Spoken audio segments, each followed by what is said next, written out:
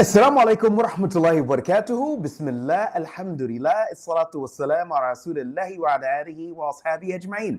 Welcome everybody from around the world. My name is Bilal Abdul Kareeem, and this is the BAK Show, where we're going to be discussing some things which are important to you, the audience at large. I am, of course, your host, Bilal Abdul Kareeem, and we are broadcasting live from Syria. And we're broadcasting on X, and we're also broadcasting on YouTube, and we're happy to have everybody. We're going to discuss some things here today, brothers and sisters.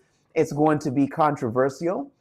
Some people are not going to like it, but we're going to do our best to entertain alternative thoughts and at the same time to bring you as much factual on-the-ground information as we possibly can. Now, some people automatically are going to start to say from the title of this episode, which is the fate of Muhajireen in Syria. Some people are going to say, Bilal, you're being overdramatic. Bilal, come on, man. You're at it again. You and you just don't get along with HTS, which is now in the government, headed by Ahmed al-Shara, formerly known as Abu Muhammad Jolani. And, come on, Bilal, just take it easy, man. Everything's going to be all right. Well, I do believe everything is going to be all right.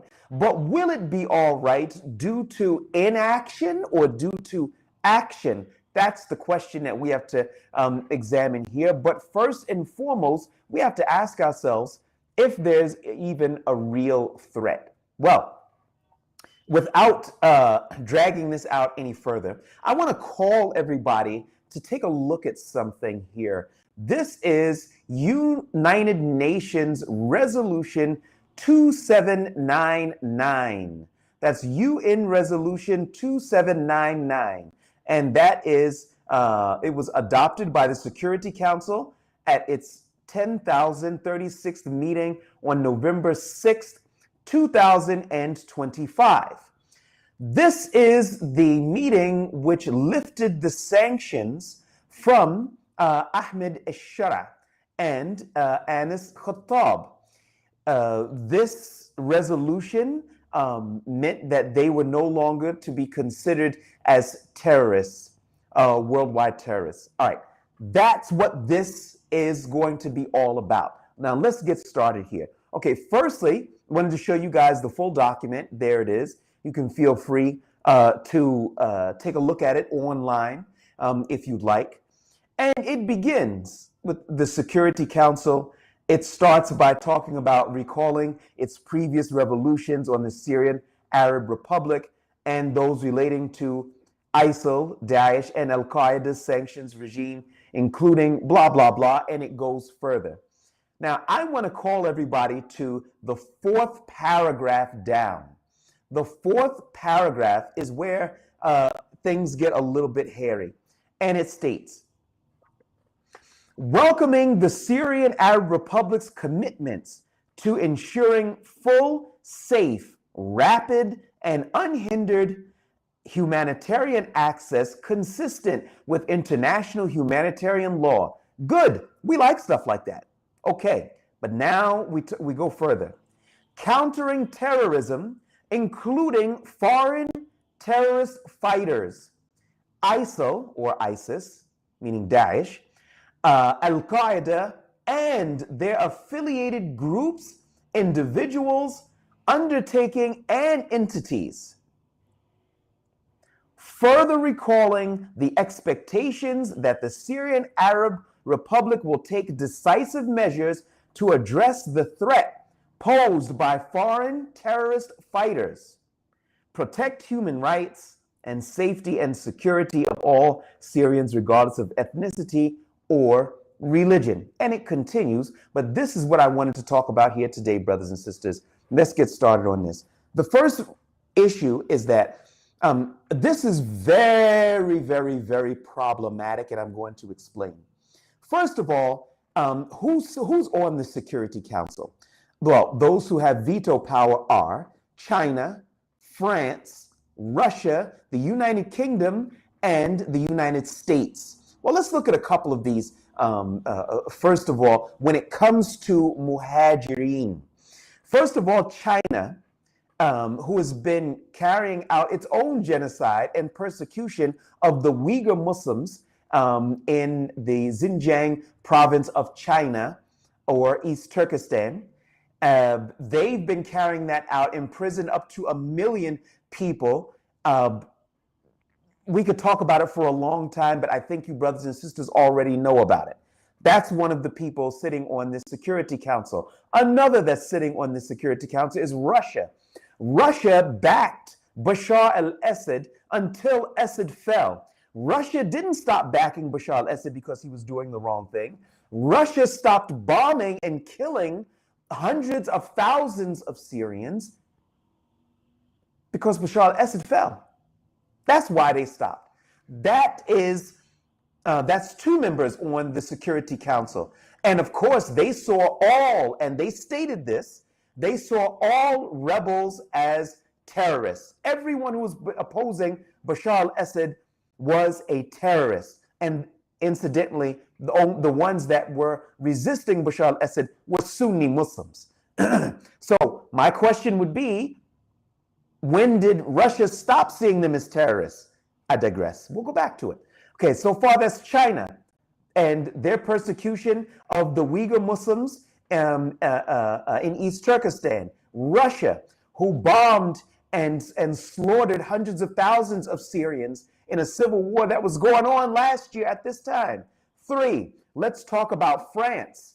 Well, France is known to be one of the countries that are very strict on the Muslims in their within their own borders. But in addition to that, they have been trying to arrest Omar Omsin, who is a French national, and trying to encourage the Ahmed al-Shara government to do their work for them. And there's a lot that we can say about French occupation in Muslim countries and such like that, but suffice it to say what we've already said. Then you've got the US and the UK. Now, the US is the architect, the engine behind this tahaluf, or the coalition, quote unquote, against ISIS. Now, once again, we're relying on 5, US, UK, France, Russia, and China.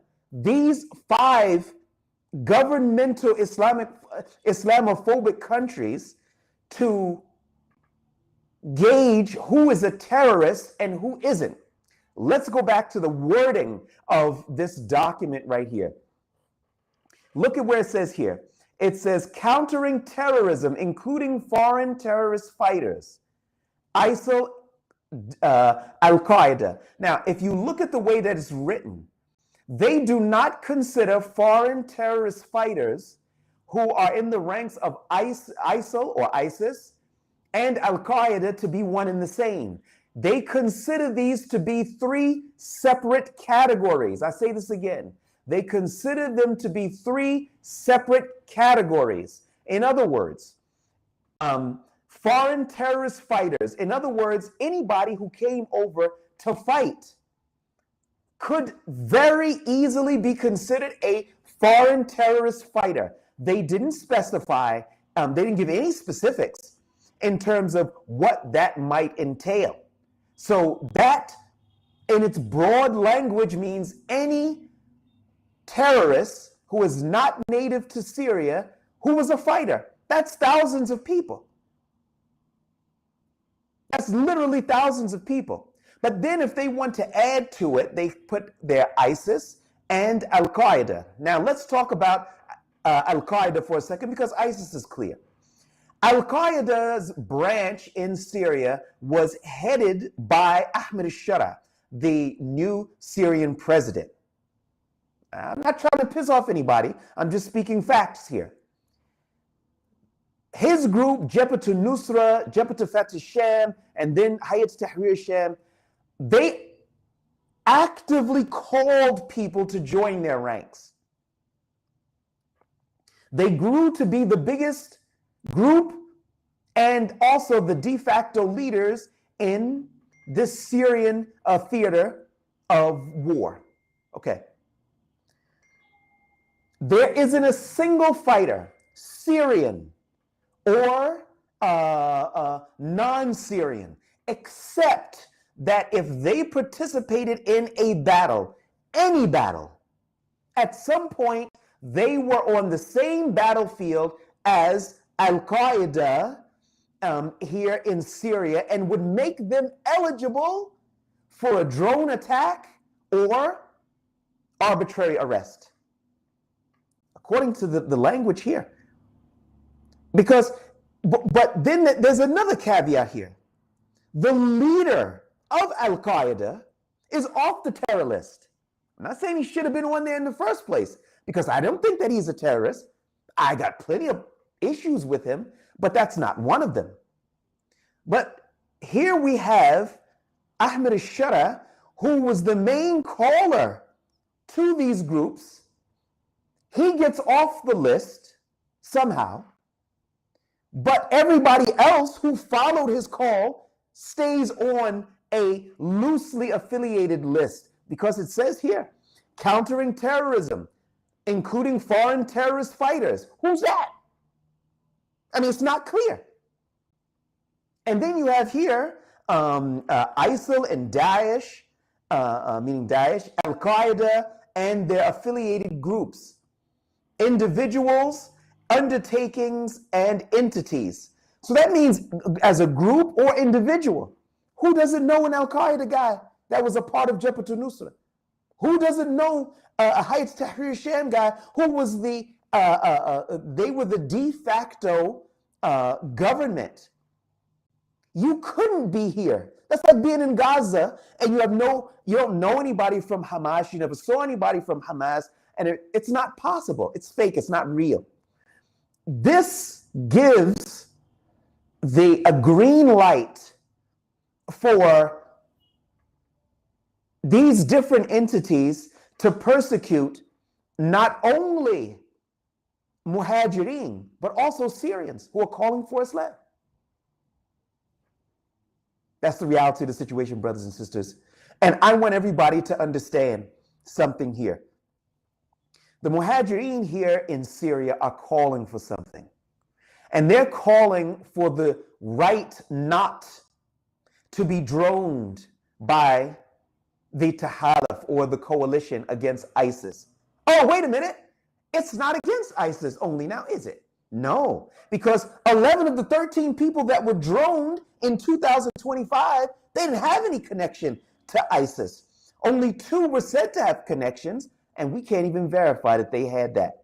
Not only that, but you've got Muhajireen right now who are in prison. We're talking about Abu Shu'aib al-Misri, who was in prison previously, was tortured, had his feet whipped, and we understand had to have an operation on his feet. He came out of prison. He basically spoke that there were children in the Hayat Tahrir Sham prison, was rearrested, and we haven't seen or heard anything from him yet, and we still don't know his charge up until this moment in time.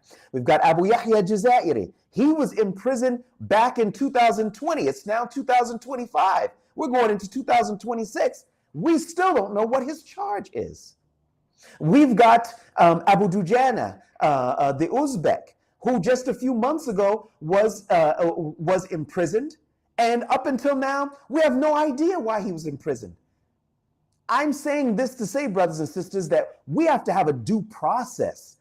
I mean, what was the point of the revolution if all that's going to happen is that whenever the government, either because they don't like the activities of certain people, which may not be a crime, or their backers, i.e. the Americans or even other than them, don't like a certain individual, they're called upon to arrest them arbitrarily, and they never ever see a judge. They never ever go to court. That's what we have here, brothers and sisters. And the UN basically said, look, Ahmed al-Shara, no more terror designation, but here's what you're looking at.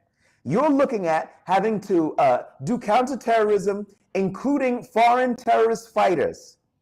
Can't just, I mean, there's thousands of foreigners that came to help, to fight, to free the Syrian people. And they got their freedom now. And now it's being allowed to say that they're terrorists again. And then at the end of it, it then goes on to say that they are delisted from being a part of the terror lists and so on and so forth. And Allah subhanahu wa ta'ala knows best. Big mess, brothers and sisters. It's a big mess. And it's not going to be an easy thing. It's not. All right, let's take a look and see what we got here. We've got the kid from the Yevi show. Assalamu alaikum, brother. Wa alaikum salam wa rahmatullahi wa barakatuh.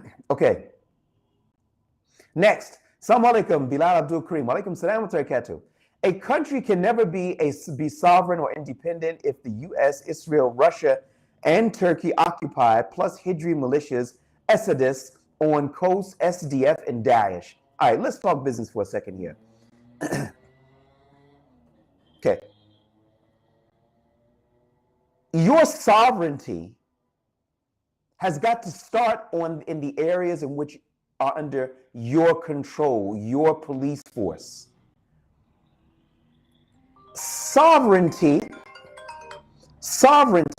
is not, it doesn't begin with hypotheticals. Well, if we have the territory in Suedat, then sovereignty will begin. No, you ain't got it. You could say, okay, well, if we control the northeastern territories, then sovereignty will begin. No, because you ain't got it. But you do control the areas outside of Damascus, like Tel Mana. What were the Israelis doing there? Carrying out an operation for 2 hours. No shots were fired. We are concerned about that. That's a breach on sovereignty. But there's no condemnation. Just about 3 weeks ago, another young man in the Mesruma area was droned to death.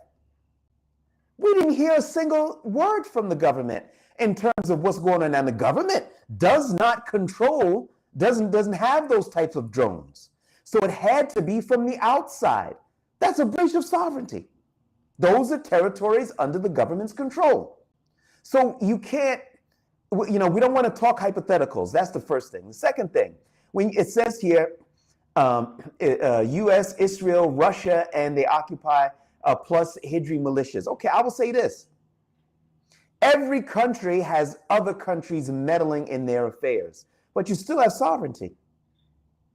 When you have a house, you may have a teacher that's the teacher of one of the children in the house. They may meddle in their affairs by telling the kids to do this or not to do that. Allah knows best if the parents are in agreement with that. Maybe the kids play on a sports team and the coach is influencing them this way or that way. Their friends are influencing them this way or that way. But inside of that house, the parents have sovereignty. It's the same thing here, brothers and sisters, and Allah knows best. Next, the kid is back and he says, can Syria just not give an F about the EU and America and just start working with Saudi Arabia, Qatar, Russia, and China and its allies and start trades with them? Brother, this is so much bigger than just trade. So much bigger. Trade is the small part of this whole thing. Because now you mentioned several countries here. If they just say, just forget about the EU and America. The EU and is not really pushing for this. This is America doing it. That's the first thing. The second thing is that Ahmed al-Shara has tied his fates to his relationship with America. He's joined America in their tahaluf, in their coalition that they say is against ISIS. He's joined them. That's a big step right there. He's allowed all of these different U.S. corporations to come in to Syria, into the different fuel sectors and such like that. Okay, Saudi Arabia is a client state of the United States of America. they're not going to move unless the Americans say it's okay. Qatar, same thing. They host the biggest U.S. military base in the entire Middle East, which is the Odeid base. Didn't do them any good when the Israelis came calling, but that's a story of another day. Russia and China, I mean, you can have trading partners, but this is not about trade. This is about control. Okay. Assalamu alaikum, brother. Hope you are keeping well. Wa alaikum salam wa rahmatullahi wa barakatuh. Will the foreign mujahideen accept this lightly? I don't think that the issue is whether they will accept it lightly or not. I think, and I'll tell to you in all honesty and certainty, having spoken to them, many of them, and like all the time, they want to be considered as equal citizens with Syrians, and they want justice for themselves and for Syrians. In other words, if the government or somebody who's encouraging the government, America or other than that, has a problem and one of them ends up getting arrested, all right, cool. Let's do that.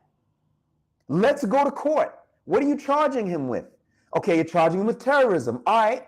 So where did this take place? How did it take place? Who are the witnesses? Then or the person gets to get a lawyer and they get to defend themselves in court. And then there's a ruling by the judge. That is what is supposed to take place. But that's not really what we have here, is it? What we have here is people just get arrested and they're just gone. I'm in contact with the families. I know.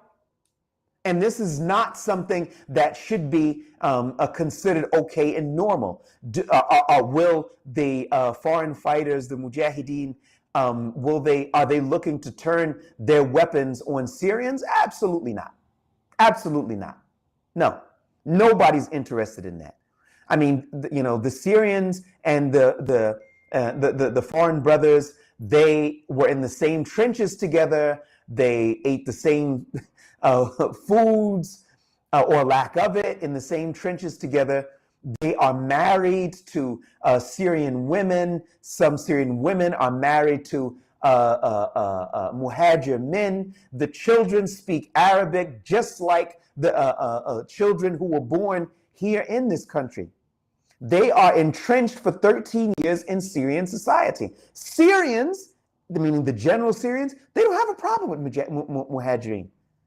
There's no allegations, or I should say credible or remotely credible allegations that Muhajireen are beating up Syrians in the street, that they're kidnapping them and they're doing other weirdo stuff. There aren't even any credible allegations about that. I was asked about attacks that Muhajireen did on Alawites in the coastal areas. And I just said, look, whoever's making that claim, what is it based on? What is there are videos where there are Syrians who are doing things that they're not supposed to be doing. But I didn't see any videos or anything credible that was saying that Muhajireen were doing that. So I'm not defending them. I'm just saying is that the defense begins when there's a real accusation. If somebody comes in there right now and says, I am currently at Disney World and I'm about to get on the Ferris wheel, I don't have to defend that because it's not credible. It's not real. I'm sitting right in front of you. And I'm obviously not at no Disney World. So that's when the defense begins, and Allah knows best. Okay, next up, we've got Brother Abdullah Muhajireen has exposed himself since last 6 months. This man is an agent and unprincipled, subservient sellout sent to hijack the revolution. Dr. Abdullah Muhajireen is a brother whom I knew who was a fierce fighter, and he fought in many battles and was injured on several different occasions. I did more than meet him on several occasions. I could say that I knew him, and we would sit and talk, and we'd agree sometimes, sometimes we wouldn't, and such like that. That was around 6 years ago. To be honest with you, this version of Dr. Abdullah Muhajireen, who is in constant praise of the government, sees no evil, hears no evil, doesn't see anything that's going on around him, apparently, from arbitrary arrests, torture. He tried to justify joining the global coalition with some cockamamie explanation about how it's going to help the Syrian people. I was sitting there, I was like, dude, what are you talking about, man? This version of Dr. Abdullah Muhajireen, I don't know who he is. If somebody told me this was like a sci-fi movie and like some aliens came and took his body and he's really like in a prison like on Romulus somewhere, and this is another version of him, but it's not the real version, I could believe that. Because I'm shocked at I'm just sitting there, I'm just like, yo, man, what's up? I couldn't tell you, brother. I wish I could, because he's a nice guy, has a nice smile, but I don't know what he's on now. I really don't. Okay, international coalition is a fancy word for American occupation, as simple as that. Yeah, I could get with that, but I could also add that it's another simple, it's coded for America has the right to interfere anytime it wants and against anybody it wants and anytime it wants. How's that for sovereignty? Next. America are building bases in Syria right now. If the SDF did not exist, none of this would have happened. Whether you like it or not, a big part of Kurds support them. They are traitors and never trusted. Okay, it says here America is building bases in Syria right now. If the SDF did not exist, none of this would have happened. Yeah, but they do exist. I don't understand that. If America didn't exist, we could say right now we'd have a caliphate. But America exists. So these type of hypotheticals are really not useful because they do exist. And then just to say, okay, well, that none of this would have happened, I'm not really clear in terms of what this actually is. I'm not really sure.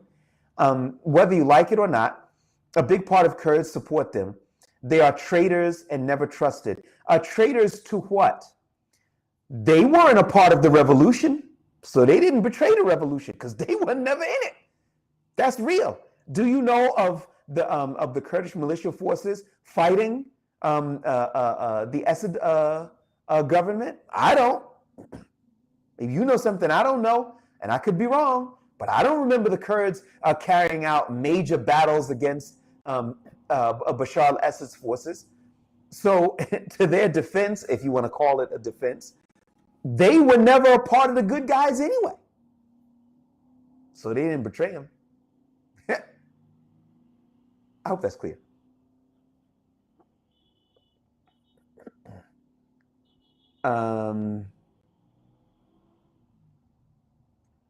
Okay, it says here, whoever does not take heed from sincere advice will be disciplined by painful experience. Ain't it the truth, brother? And whoever does not live upright as Allah has commanded will be disciplined by the laws or ways of Allah. When Allah says not to take the Jews and the Christians as protectors, because they are protectors for one another, and whoever takes them as a protector, then he is of them. Okay, Allah is not saying that because he just wants to be philosophical. It's because he knows he's not going to give the success to people who do stuff like that. And I find it astonishing and amazing how people just consistently fail to see that. Not you, but I'm just saying is that people consistently fail to see that people who take the Jews and the Christians as protectors against the Muslims, they never prosper. If you look at all these Gulf countries, they have, if you look at Mohammed bin Salman, just a few days ago, he was in Washington. He had promised to invest $600 billion over a number of years in America. $600 billion. But then when he went to America a couple of days ago, he was sitting with Trump, and it was like, nah, it's going to be a trillion. Okay, he didn't say it like that. But what he did say is it is going to be $1 trillion. I mean, doggone. I mean, what's up, man? I mean, what's going on? Oh, but then he did mention that we want to feel satisfied that there is going to be a path to a two-state solution. What? Man, shut up. Shut up. Because it wasn't even real. Because the first thing is that if you were really concerned about pressuring the Israelis, why didn't you close your airspace to them? You've got El Al flights going to and fro, carrying Israelis back and forth to Tel Aviv airports, flying over your airspace. I think that's the least you can do, is just say, nah, you ain't coming through here. That's what y'all did to the Qataris when you had a beef with them some years ago, but you can't seem to manage that when it comes to the Israelis. Dang, what's up with that? And now you're talking about after 2 years of bloodletting, you didn't fire a shot, didn't fire a rocket, didn't equip anybody with anything. You didn't do anything except some lip service. And now you're talking about, yeah, we want to feel satisfied there's going to be a two-state solution. What? What? I don't even know what to say to that. It wasn't real, brothers and sisters. It was fake. It was it was more fake than a unicorn. And Allah knows best. Next.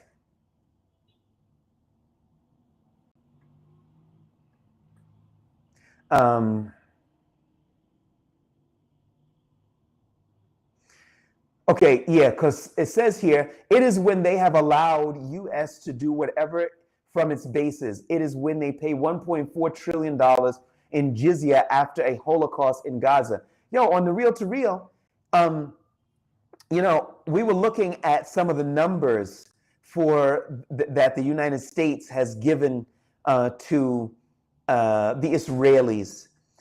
I don't remember exactly, but something since like 2023 in October, it's been like in the tens of billions of dollars. Okay. And people are saying, oh, you know, this is a lot of money and so on and so forth. But brothers and sisters, that's nothing. The Gulf countries are promised 1.4 trillion. And it went up because Mohammed bin Salman is promising to pay another 400 billion. So in all effect, the Gulf countries paid for the war. They paid for it because America has taken the money and they gave it right to the Israelis. They're not even trying to hide it. It's not a secret. They are financing the Israelis to carry out this genocide. So it's not like, you know, it's going on in the back room and somebody opened up the door and, oh, look out, Netanyahu, he doesn't want to be seen on camera. It's not like that. The Congress, the Senate, they're approving these transactions and they're sending big money right over to the Israelis and right over to their defense industrial complex, giving them weapons and such like that in order to carry out the genocide. And this guy, the best he can do, Mohammed bin Salman, is saying that he wants to feel satisfied that there's going to be a two-state solution. I would maybe believe that if I was doing some type of drug, you know, maybe some ecstasy or some some cocaine or something like that. If I was doing that, I don't know. At the height of my stupor, I might believe that. But I ain't into drugs, so I don't.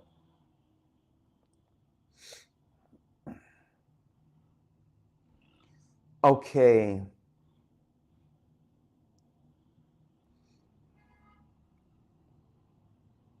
All right, let's take a look and see what we have here.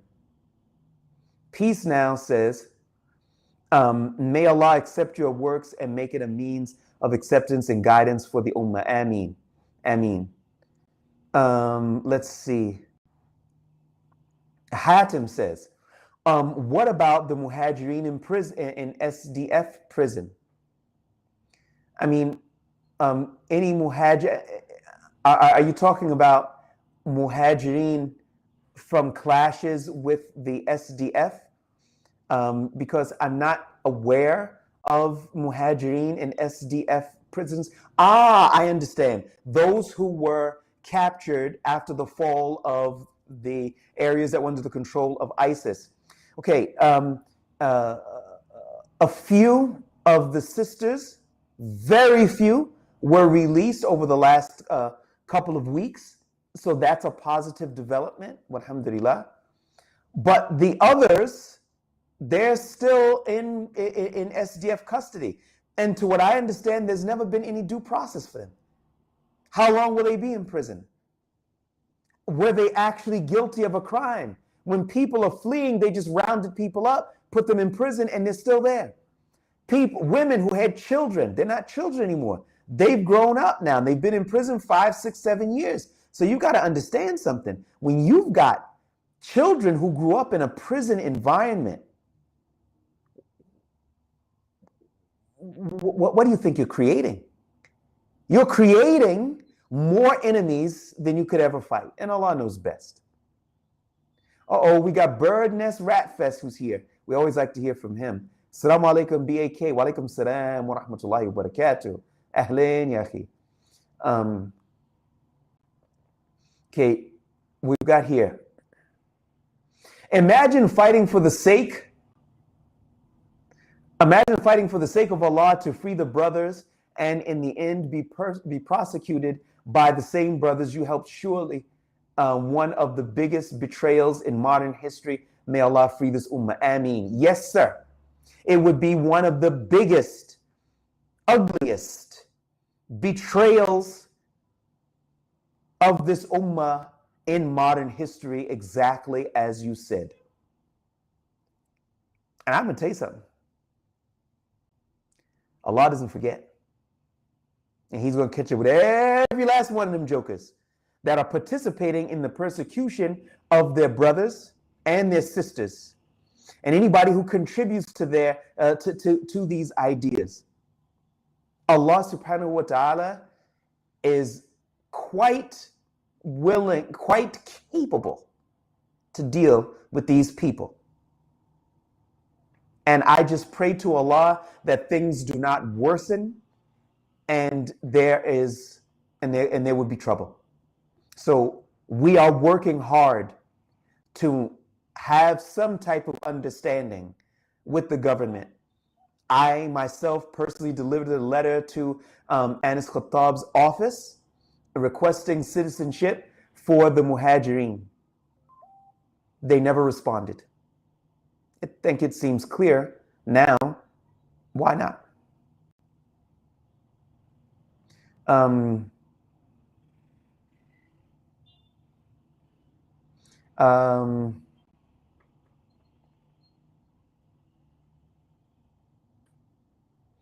Okay, an interesting thing that's being said here. Why do Muslims just take leadership from anyone? Someone who says he's a Muslim and says some nice things and is placed in leadership.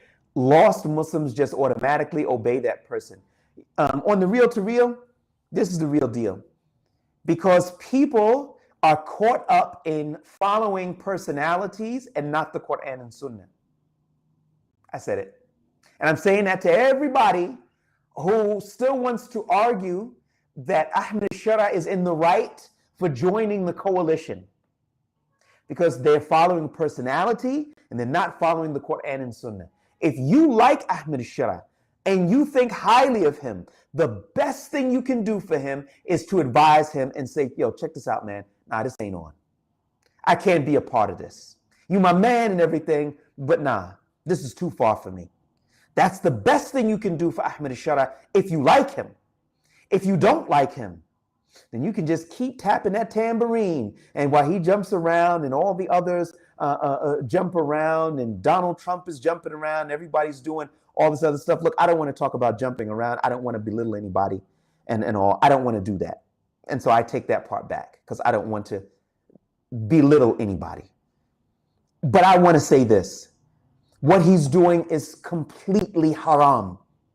And it is not in the interests of the Syrian people at all. There's no good in it for the Syrian people, because when you do the things that Allah doesn't like, he doesn't bring you the goods for it. And that's the reality of the situation. Again, I apologize. I don't like to belittle anybody or be sarcastic in that fashion, so I take that back. But I don't take back that I say that what he's doing by joining the coalition and all of these conditions of fighting terrorists, foreign terrorists and stuff like that is completely and totally haram and is going to ruin him. And I hope that he would see that and he would make a change. And Allah knows best. Last one. All right, let's take a look and see if we've got something here. Okay, let's look at this. This is the last one. Digital Resistance Group. Wait a minute. Before we do this last one, I did want to call everybody. Guys, if you can, please take a look at our crowdfunding page. That's on Medina.com/Voices of Truth. That's .com/Voices of Truth. Medina.com/Voices of Truth. That's our crowdfunding page. Please, brothers and sisters, take a look at it. Okay, let's go back to where we were. And this was the last question that we're going to take. And it says here, are you nervous? Is it time for you to leave Syria because you might be next to be imprisoned or murdered? Let's see. How can I be as clear as possible? When we were fighting, or the resistance was fighting, and I was on these battlefields, I never entered a battlefield except that I was worried, concerned, afraid. But it was the right thing to do, so I went. Now, when those bombs are falling and you're trying to cover a story and it lands, it's trouble. But yeah, was I scared? Of course I was scared. But you got to do what you got to do. So I went.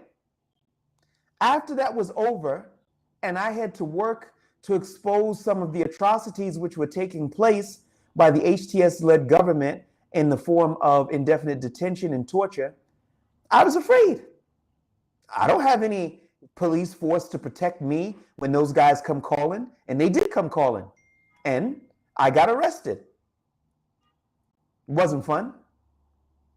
But if I had to do all over again, I would have to do the same thing all over again, because I only live in fear for a couple of months, a couple of years. But what am I going to say to Allah when he asks me, why didn't you help my servants? You knew he was being tortured. You knew he was indefinitely detained. You knew that they joined a coalition that were targeting my servants. And Allah asked me these things. What am I going to tell him? I was scared of Ahmed Shara. Where's he now? I don't see him here. We're going to be alone, and we're going to have to respond to that. So I was scared at that time, but I did it anyway. And here I am all over again. I don't only have the government as a potential protagonist. The United States can't be happy. And some of those others who have all these bombs and rockets and people on the ground to cause all sorts of problems for people like me. So am I concerned about it? Yeah, I'm concerned about it. What can I do about it? I just got to work. I got to let you know. And because if you don't know, then you won't push for change. So I just have to work to make sure that you're informed. What the masses ultimately do with the information, I can't say. But how many people knew of this United Nations resolution? They knew that they got the sanctions lifted off of them and they've been delisted. But wait a minute, all of those foreign fighters that went over there to help the Syrian people, I'm going to tell you 99.9% of the Syrian people never read this adopted resolution. They didn't. They don't know about it. Not sure what they would do about it if they did, but I know that they don't. So that means people like me have to make sure that they're informed. And that attracts the enmity and the rancor and the wrath of people who have maybe more muscles than I got. But what can I do about it? I just got to work until Allah says the ride is over. And that's as good as it gets. All right, brothers and sisters, that's where we are. May Allah make it easy for all of us and all of you. Ameen. Jazakum Allahu khaira. Assalamu alaikum wa rahmatullahi wa barakatuh.